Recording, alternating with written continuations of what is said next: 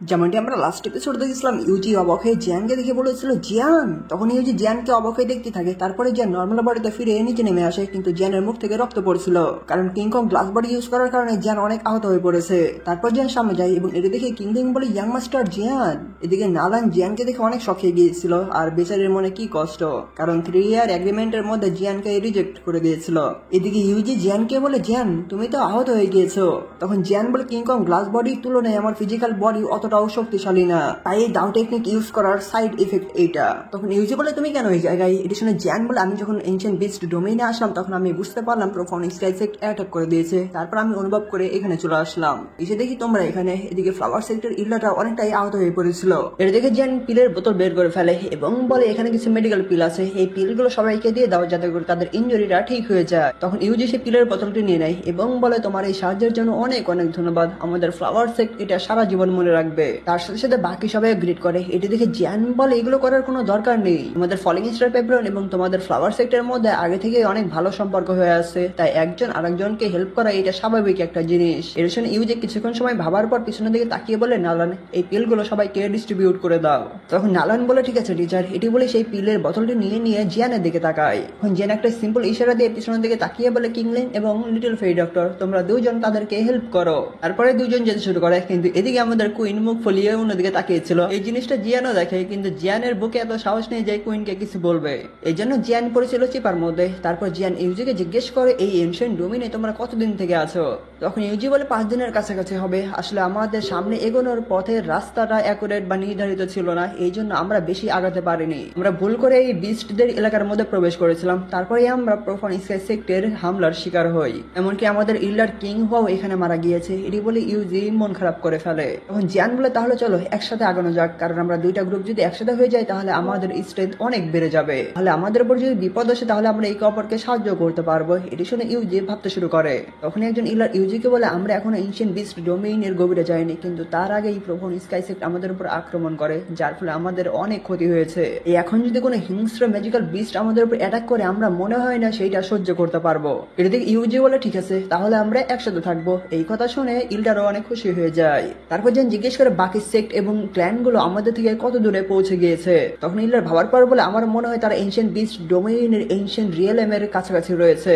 সাধারণ magical beast গুলো সেখানে যেতেই পারে না এবং এনশিয়েন্ট বিস্ট ডোমেইনের নিরাপদ এলাকার গুলোর মধ্যে এটি একটি নিরাপদ জায়গা। এখানে জিয়ান মনে মনে ভাবতে শুরু করে এবং বলে এনশিয়েন্ট রিয়েলম। তারপর জিয়ান বলে তাদের দেখে মনে হচ্ছে আমাদের জার্নি তাড়াতাড়ি আরো স্পিড করতে হবে যাতে করে তাদেরকে আমরা ধরতে পারি। এটি বলার পরপরই সেই জায়গাটি কাঁপতে শুরু করে। তারপর সবাই মিলে চারদিকে তাকায় যে কি হচ্ছে। তখন পয়জন গাল বলে এখানে কি হচ্ছে? তখন এগুন বুঝে যায় এবং বলে ম্যাজিক্যাল বিস্ট আছে এবং তার পাওয়ার ইউজ করে একটি উপরে শিল্ড ক্রিয়েট করতে শুরু করে। শিল্ডটা কমপ্লিট হওয়ার পর তারা ভ্যানিশ হয়ে যায় এবং ভেতরে থেকে তারা সামনে দেখতে পায় ভয়ঙ্কর রকমের একটা বড় ম্যাজিক্যাল বিস্ট আসছে। এই পাইথনটা দেখতে অনেকটাই ভয়ঙ্কর ছিল এবং এই পাইথনের পাওয়ার লেভেল ছিল 1000 পিকের 5 নাম্বার চেঞ্জে। তখন সেই পাইথন জিয়ানদের শিল্ডের উপর দিয়ে ঘোরাফেরা করতে শুরু করে। এটি দেখে জিয়ান বলে এনশিয়েন্ট হ্যাভেন ডেমন পাইথন। তখন ইউজি বলে এই ম্যাজিক্যাল বিস্টের স্ট্রেংথ 1000 পিকের 5 নাম্বার চেঞ্জের মতো। এর আগে আমরা একটা শর্টকাট ইউজ করে এনশিয়েন্ট রিয়েলমের মধ্যে যেতে চেয়েছিলাম, কিন্তু আমরা হঠাৎ করে ভুলবশত এই এলাকার মধ্যে চলে আসি, আর একটু হলে আমরা পালাতে পারতাম না। এটি শুনে জিয়ান ভাবতে শুরু করে এবং মনে মনে বলে হ্যাভেন ডেমন পাইথনের এলাকা।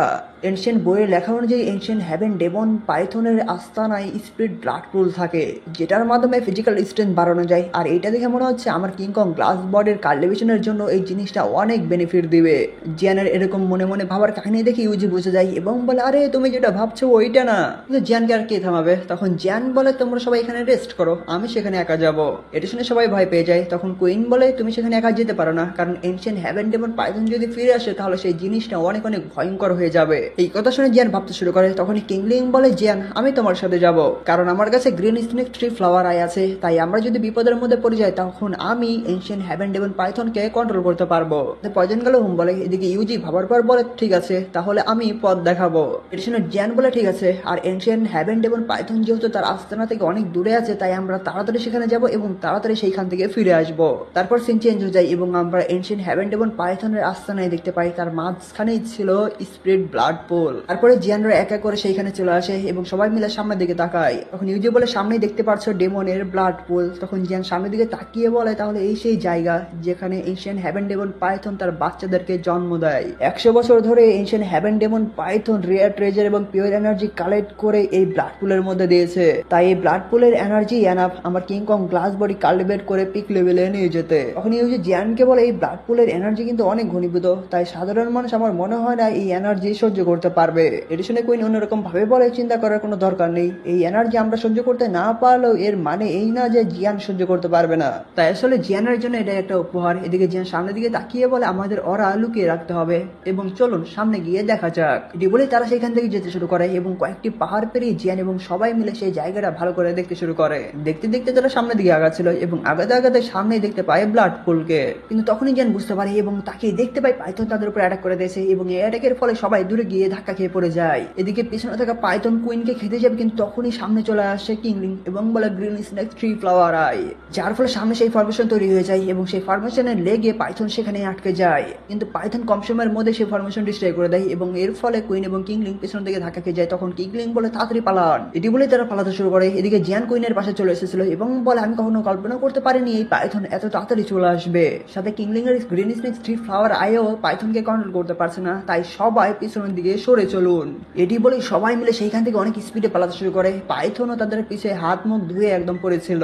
পালাতে পালাতে জিয়ান চারদিকে তাকায়, কিন্তু তখনই পাইথন সামনে চলে আসে এবং সবাই থেমে যায়। তখন জিয়ান বলে ড্যাম চলো অন্যদিকে, এটি বলে অন্যদিকে যেতে যাবে সেদিকেও পাইথন চলে আসে এবং সেই পাইথন জিয়ানদেরকে তার বডি দিয়ে একদম চারদিক থেকে ঘিরে ফেলে। এর দিকে মাঝখানে সবাই ভয় পেয়ে যায় এবং পাইথনের মুভমেন্টকে ভালো করে দেখতে থাকে।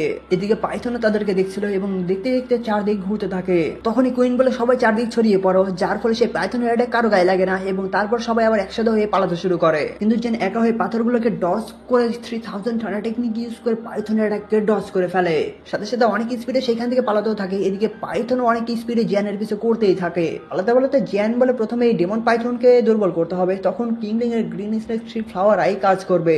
এটি বলে জিয়ান আরো স্পিডে পালাচ্ছিল, কিন্তু সেই পাইথন ভয়ঙ্কর ভাবে জিয়ানের পিছু করতেই থাকে এবং জিয়ানকে অ্যাটাক করেই দিবে। কিন্তু তখনই জিয়ান ঠান্ডা টেকনিক ইউজ করে সে অ্যাটাককে ডজ করে ফেলে। তারপরে জিয়ান আরো অনেক স্পিডে পালাতে পালাতে অন্য জায়গায় চলে আসে এবং পিছনের দিকে তাকে দেখতে পায় সেই পাইথন নেই। এই জন্য সে এক জায়গায় দাঁড়িয়ে গিয়ে সে চারপাশ ভালো করে দেখতে থাকে। জিয়ান চারপাশ দেখে বলে সেই পাইথন গেল কই, কখনো সেই পাইথন জিয়ানের মাথার উপর থেকে অ্যাটাক করে দেয়, যার ফলে সবাই দেখতে পায় জিয়ানকে খেয়ে ফেলেছে। কিন্তু জিয়ান 3000 টানা টেকনিক ইউজ করে সেটা থেকে বেঁচে গিয়েছিল। তারপরে জিয়ান আবার পালাতে শুরু করে। এইদিকে পাইথন জিয়ানের পিছু করতে শুরু করে এবং পাইথন জিয়ানের উপর বারবার অ্যাটাক করেই যাচ্ছিল এবং জিয়ানও সেই অ্যাটাক গুলোকে কোনোরকম ভাবে কষ্ট করে ডস করছিল। তখনই কিংলিং বলে ইয়াং মাস্টার জিয়ান উপরের দিকে আসো। তখন জিয়ান পাইথনের অ্যাটাক গুলোকে ডস করে উপরের দিকে আসতে শুরু করে। এদিকে পয়জন গাল তার হ্যান্ড সাইনের মধ্যে তার ইভিল পয়জন বডি অ্যাক্টিভ করতে শুরু করে এবং কিছু সময়ের মধ্যে অ্যাক্টিভ করে ফেলে।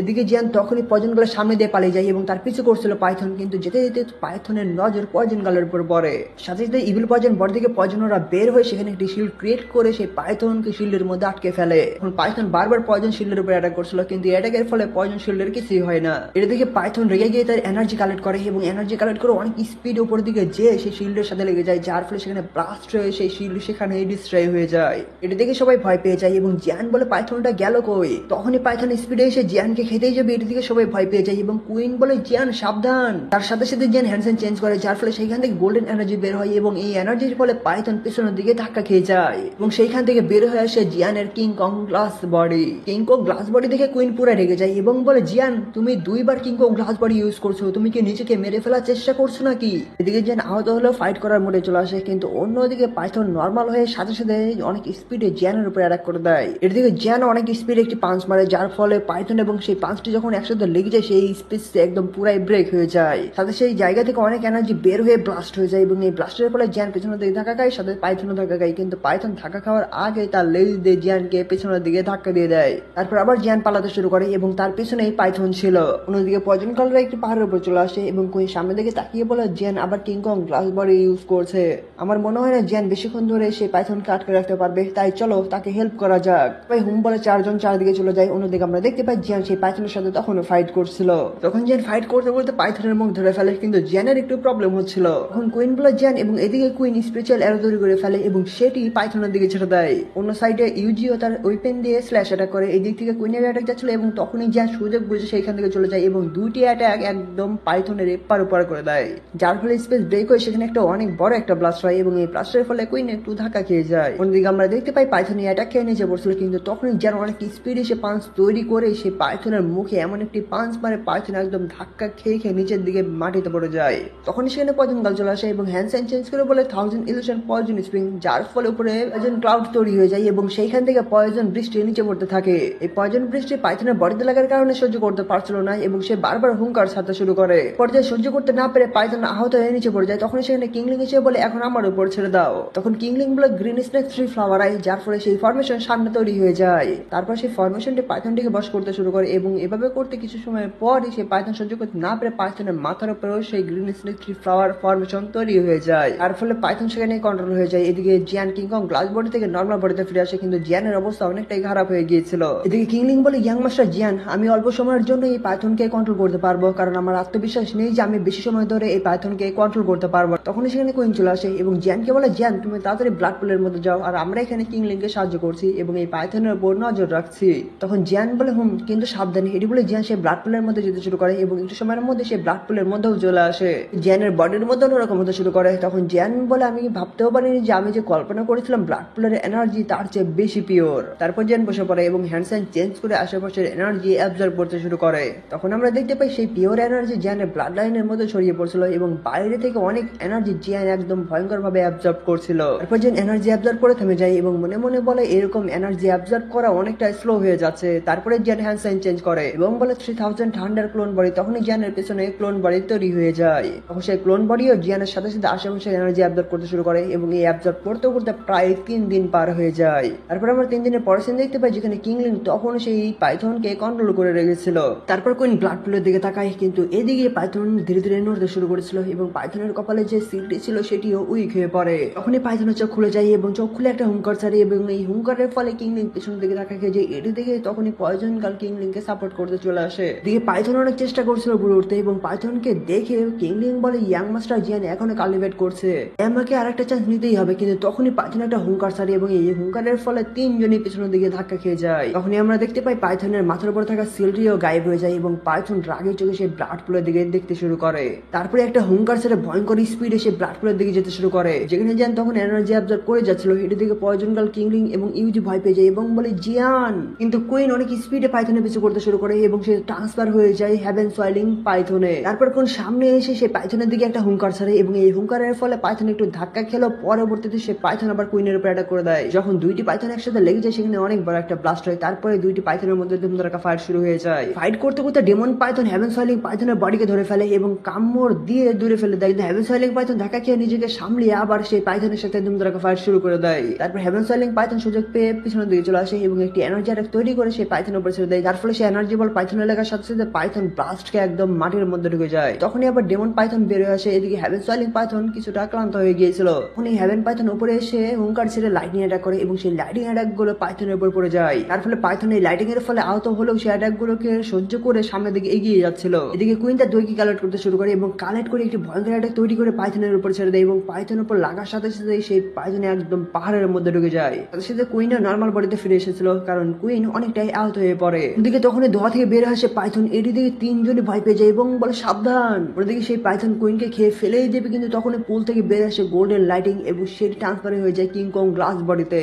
তখন যেন এক হাত দিয়ে কুইনকে সেভ করে এবং অন্য হাত দিয়ে পাইথনের মুখে থাপ্পড় মারে, যার ফলে সেই পাইথন একবারে পাহাড়ের মধ্যে ঢুকে যায়। তারপর আমরা জেনের হাতে দেখতে পাই আমাদের কুইন মেডুসাকে, যাকে কি সুন্দর করে ধরে আছে। আমাদের কুইন ও জেনের দিকে একদম অপলক দৃষ্টিতে তাকিয়ে থাকে এবং আমরা এই সিনগুলো তো দেখতে পাই, কিন্তু স্টুডিও বারবার এই সিনগুলোকে কাট করে দেয়। আসলে সিনগুলো দেখলে মনটাও ভালো যায়। তারপরে কুইন সুন্দর করে জিয়ানের হাত থেকে হালকা হালকা উঠতে শুরু করে এবং তারপরে একটা মুচকি হাসি দেয়। তখনই সেই ধুলো থেকে আবার ডেমন পাইথন হুঙ্কার ছেড়ে জিয়ানের উপর অ্যাটাক করতে আসে। এদিকে জিয়ান দাঁড়িয়ে তার পিছনে থাকা এনার্জি বলগুলোকে কালেক্ট করে দেয় এবং সেটি পাইথনের দিকে ছেড়ে দেয়। সেই এনার্জি বলগুলো পাইথনের থোবড়াতে মেরে পাইথনকে পিছনের দিকে ধাক্কা দিয়ে দেয়, কিন্তু পাইথন কন্ট্রোল করে আবার জিয়ানের উপর অ্যাটাক করতে চলে আসে। দেখে জিয়ান এনার্জি বলগুলোকে কন্ট্রোল করে উপরের দিকে নিয়ে যায় এবং সেইখান থেকে তৈরি করে ফেলে ফায়ার ক্লাস্টার। ক্লাস্টার থেকে ভয়ঙ্কর রকমের প্রেসার বের হচ্ছিল। এটি দেখে সেই ডেমন পাইথন ও ভয়ঙ্কর স্পিডে সেই ক্লাস্টার দিকে যেতে শুরু করে।